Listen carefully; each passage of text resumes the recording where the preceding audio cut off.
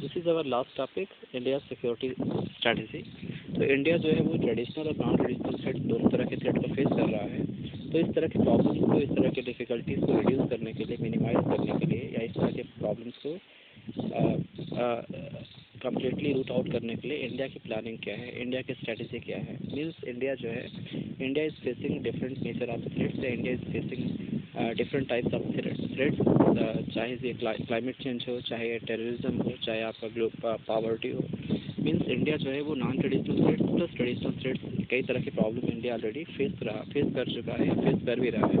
तो ऐसे प्रॉब्लम को मिनिमाइज़ करने के लिए, ऐसे प्रॉब्लम को रिड्यूस करने के लिए इंडिया ने अपने स्तर से किस तरह के प्रयास जो हैं किए हैं। तो बेसिकली इंडिया जो है वो डिफरेंट, या हम बोल सकते हैं इंडिया जो है इस तरह के प्रॉब्लम्स को डील करने के लिए 4 ब्रॉड कंपोनेंट या 4 मेजर या 4 इम्पॉर्टेंट कंपोनेंट्स जो है इंडिया ने प्लान किया हुआ है। 4 ब्रॉड कंपोनेंट में किस किस तरह के, मीन्स अगर आपका एग्जाम में क्वेश्चन फ्रेम करेगा, क्वेश्चन क्या पूछेगा, what are the India security strategy to deal with the traditional non traditional threats. तो आपका रिस्पॉन्स क्या रहेगा, आपका आंसर कैसे रहेगा, आप यहाँ पे रिप्लाई करिएगा कि India to deal with traditional non traditional threats, India made 4 broad component. First component क्या है, फर्स्ट कंपोनेंट में आप क्या एक्सप्लेन करेंगे, आप कह देंगे first component involve upgrading military capability. Means India की जो मिलिट्री है उसको अपग्रेड करना, उसको कह सकते हो कि स्ट्रॉन्ग करना। ये इंडिया का पहला अटेम्प्ट है ट्रेडिशनल थ्रेट्स को फेस करने के लिए। एग्जांपल के लिए इंडिया जो है इंडिपेंडेंस के बाद से ही कई तरह के प्रॉब्लम्स जो है अपने नेबर्स के थ्रू फेस कर चुका है। अगर आप इसमें देखेंगे तो आप 1947-48 में इंडिया का पाकिस्तान के साथ कन्फ्लिक्ट हुआ, उसके अलावा 65 में, 71 और 1999 में पाकिस्तान के साथ हमने ऑलरेडी कन्फ्लिक्ट हम फेस कर चुके हैं। चाइना के साथ 1962 में हम कन्फ्लिक्ट करते हैं। उसके अलावा इंडिया के जो नेबर्स हैं, जैसे पाकिस्तान है, चाइना है, इनके पास न्यूक्लियर वेपन्स हैं।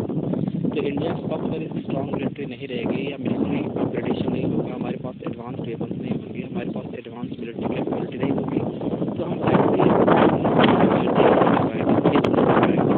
तो फर्स्ट मेजर कंपोनेंट क्या है इंडिया की ट्रेडिशनल सिक्योरिटी स्ट्रेटजी को लेकर के, वो है upgrading military capability. Second component क्या है, सेकंड कंपोनेंट में इंडिया जो है इंटरनेशनल सिस्टम को स्ट्रॉन्ग करने का प्रयास करता है, जिससे इंटरनेशनल लेवल पे अगर सिस्टम या इंस्टीट्यूशन स्ट्रॉन्ग हैं तो वो ट्रेडिशनल और नॉन ट्रेडिशनल थ्रेट को मिनिमाइज कर सकते हैं। एग्जाम्पल के लिए अगर ग्लोबल लेवल पे कोई मिलिट्री अलायंस है या ग्लोबल लेवल पे कोई ऐसा सिस्टम है जो मतलब बहुत एक्टिव है इस तरह के प्रॉब्लम को डील करने के लिए, तो बेसिकली इंडिया क्या करता है, इंटरनेशनल लेवल पे जो इंटरनेशनल इंस्टीट्यूशंस हैं उनको स्ट्रॉन्ग करने का उनको स्ट्रॉन्ग करने का सपोर्ट करता है। एग्जांपल के लिए इंडिया के जो फर्स्ट प्राइम मिनिस्टर थे जवाहरलाल नेहरू, वो बात करते थे एशियन सॉलिडरिटी का, कि एशिया के जो कंट्री हैं वो यूनाइट हों।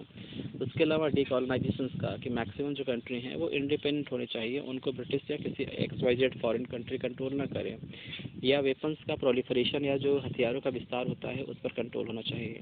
तो इंडिया जो है ऑलरेडी इंटरनेशनल सिस्टम को स्ट्रॉन्ग करने के लिए इंडिया जो है एशियन सॉलिडरिटी का या डिसआर्मामेंट का या डीकॉलोनाइजेशन का इंडिया सपोर्ट करता है।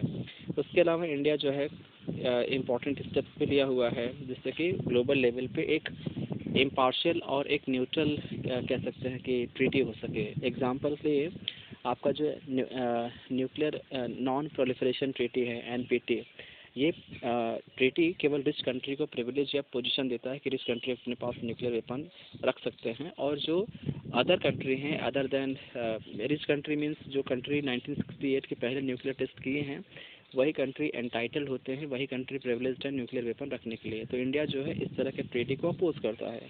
इंडिया का मानना है कि अगर परमाणु हथियार किसी के पास है और किसी के पास नहीं है तो ये एक तरह से डिस्क्रिमिनेशन है। तो इंटरनेशनल लेवल पे जो भी एग्रीमेंट होने चाहिए वो नॉन डिस्क्रिमिनेशन नेचर के होना चाहिए। ये नहीं कि एक पर्टिकुलर कंट्री को हम न्यूक्लियर वेपन रखने का अधिकार दे दें और अदर को न रखने का अधिकार दें।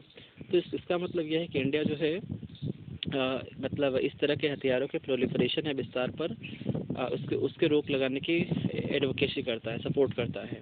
उसके अलावा जैसे बेसिकली इंडिया ये भी सपोर्ट करता है कि बेसिकली इंडिया सपोर्ट करता है इंटरनेशनल लेवल पे न्यू इकोनॉमिक ऑर्डर का, new international economic order means जो हमारा वर्ल्ड इंस्टीट्यूशंस है, जैसे IMF है, वर्ल्ड बैंक है या अदर इकोनॉमिक इंस्टीट्यूशंस हैं, तो ये बैलेंस्ड होने चाहिए। इनमें किसी रिच कंट्री का, पावरफुल कंट्री का अधिक से अधिक डोमिनेशन नहीं होना चाहिए। जैसे आज के टाइम पर जो आपके फाइनेंशियल इंस्टीट्यूशंस हैं ग्लोबल लेवल पे, वो रिच कंट्री के थ्रू डिटरमाइन होते हैं। अमेरिका डिसाइड करता है या मींस चाइना डिसाइड करता है या रिच कंट्री डिसाइड करते हैं किस कंट्री को कितना फाइनेंस एक्सटेंड करना है, किस कंट्री को नहीं।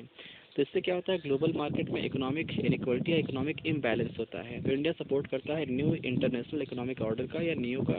इसका मतलब यह है कि आपका जो इंटरनेशनल लेवल पे इकोनॉमिक सिस्टम है उसमें डेवलप्ड कंट्री और डेवलपिंग कंट्री सबको इक्वल रिप्रेजेंटेशन मिलना चाहिए।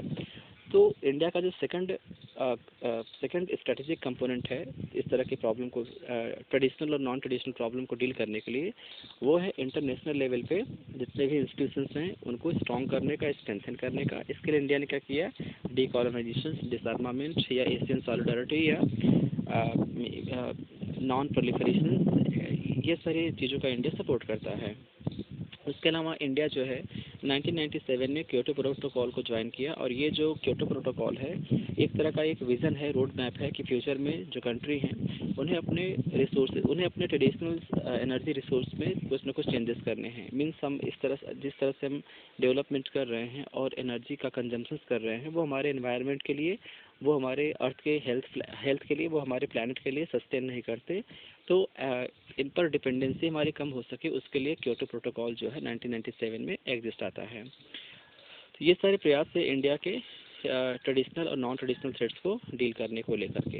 उसके अलावा और मतलब किस तरह का स्ट्रेटेजिक कंपोनेंट है, सेकंड में अपने आपको यहाँ पे एक्सप्लेन करना है कि इंडिया का जो मतलब सेकंड कंपोनेंट है ट्रेडिशनल और नॉन ट्रेडिशनल थ्रेट को फेस करने के लिए, वो है इंटरनेशनल सिस्टम को और स्ट्रॉन्ग करना, जिससे कि इंटरनेशनल लेवल पे हम एफर्ट कर सकें और जो भी प्रॉब्लम डिफरेंट कंट्रीज फेस कर रहे हैं उसको एड्रेस किया जा सके। तीसरा आपका क्या है, तीसरा जो इंडिया का सिक्योरिटी कंपोनेंट है, तो थर्ड सिक्योरिटी कंपोनेंट में आप एक्सप्लेन कर देंगे, और वो आपका है जैसे एक सेकेंड, थर्ड सिक्योरिटी कंपोनेंट में आप जो हैं लिखा हुआ है कि meeting internal challenges with in the country. Example के लिए हमारे कंट्री में कई सारे ऐसे ग्रुप अभी भी एक्टिव हैं, जैसे नॉर्थ ईस्ट में, जम्मू कश्मीर में। तो बेसिकली इंडियन गवर्नमेंट इनके खिलाफ टफ स्टैंड लेता है, जिससे कि वो हमारे कंट्री के सावरेंटी या हमारे कंट्री की यूनिटी और इंटीग्रिटी को चैलेंज न कर सके। तो इंडिया एक तरह से, जैसे आप देख सकते हो मिज़ोरम वगैरह है, नागालैंड है, यहाँ पे बहुत सारे ऐसे ग्रुप एक्टिव हैं। पंजाब में खालिस्तानी ग्रुप एक्टिव थे, कश्मीर में और कई तरह के मिलिटेंट हैं जिन्होंने इंडिया को, इन स्टेट्स को इंडिया से ब्रेक करने का प्रयास किया कि नागालैंड, मिजोरम, जम्मू कश्मीर ये सब भारत से अलग हो जाएं। तो इंडियन गवर्नमेंट ने ऐसे ग्रुप या ऐसे संगठन के खिलाफ बहुत ही टफ स्टैंड लिया। उसके अलावा इंडिया जो है बेसिकली इंडिया जो है उसका ये प्रयास रहता है कि भारत जो है वो हमेशा यूनाइट रहे, और बेसिकली मतलब हम डेमोक्रेटिक तरीके से इस प्रॉब्लम को सॉल्व करते हैं। अगर कोई सेपरेटिस्ट है और वो मतलब सेपरेटिस्ट है और वो प्रोटेस्ट कर रहा है तो हम डेमोक्रेटिक तरीके से डील करते हैं। डेमोक्रेटिक मीन्स ऐसे ग्रुप के साथ हम नेगोशिएशन करते हैं, डिस्कशन करते हैं और उनको चांस देते हैं कि आप वायलेंस के प्लेस पे आप पॉलिटिकल मैटर के थ्रू अपनी प्रॉब्लम को सॉल्व करिए। तो थर्ड कंपोनेंट क्या है, थर्ड कंपोनेंट ये है कि जो हमारे इंटरनल सिक्योरिटी चैलेंजेस है उसको इंडिया जो है डेमोक्रेटिक तरीके से सॉल्व करने का प्रयास करता है। India adopted a democratic political systems to allow different community and articulate और share their problems and grievances through political power. Imagine करिए कि मैं नॉर्थ ईस्ट में हूँ और मैं एक ऐसे संगठन को ज्वाइन किया हूँ जो काफ़ी मतलब इंडिया से अलग होने की बात करता है। तो मेरे साथ गवर्नमेंट ऑफ इंडिया जो है डिस्कशन करेगी, और डिस्कशन करने के बाद गवर्नमेंट ऑफ इंडिया हमको कन्विंस करेगी कि आप पॉलिटिकल पावर होल्ड करिए, आप अपने प्रॉब्लम को पॉलिटिकली सॉल्व करने का प्रयास करिए। तो इंडिया जो है इंटरनल चैलेंजेस को या जो ट्रेडिशनल सिक्योरिटी थ्रेट है उसको डील करने के लिए इंडिया का जो प्रयास है वो है डेमोक्रेटिक अप्रोच। मीन्स वायलेंस के बजाय हम पॉलिटिकल प्रोसेस या डेमोक्रेटिक मीन्स के थ्रू ऐसे प्रॉब्लम को सॉल्व करने का प्रयास करेंगे। और लास्ट आपका है, लास्ट में आपको यहाँ क्या दिखाना है कि इंडिया जो है वो अपनी इकोनॉमी को स्ट्रॉन्ग कर रहा है। और आप जानते हैं किसी भी कंट्री में वह कंट्री कितना भी एडवांस्ड हो जाए, वह कंट्री कितना प्रॉस्परस हो जाए, लेकिन उस कंट्री में अगर पॉवर्टी है, उस कंट्री में अगर लोग बहुत गरीब हैं, तो कंट्री जो है बेसिकली उस कंट्री का इकोनॉमिक डेवलपमेंट बिना मतलब का होता है। There is no use of economic development if economic development is unable to lift masses out of poverty. If example के लिए आप ये देख सकते हो कि if India is registering unprecedented economic growth rate. India is fifth largest economy in the world, but all these development, all these parameter is unjustified. Yeah, all these important achievements of India is not healthy if in our country, if masses are unable to if masses means if millions of people are unable to fulfill their basic requirement. So basically आपका यहाँ ये है कि India जो है fourth component क्या है, fourth component में ये है कि इंडिया जो है अपने इकोनॉमिक को इस तरह से डेवलपमेंट करती है जिससे पावर्टी और पीपल का जो प्रॉब्लम है वो एड्रेस किया जा सके। उसके लिए इंडियन गवर्नमेंट ने काफ़ी प्रयास किया, लेकिन अभी भी हमारे कंट्री में पुअर और इनइक्वालिटी काफ़ी एग्जिस्ट करती है। लेकिन डेमोक्रेसी हमारी जो पॉलिटिक्स है वो यही इसकी खूबसूरती होती है कि डेमोक्रेटिक माध्यम से हम क्या करते हैं, पुअर और डिप्राइव्ड को चांस देते हैं उनके कंडीशंस को इम्प्रूव करने के लिए।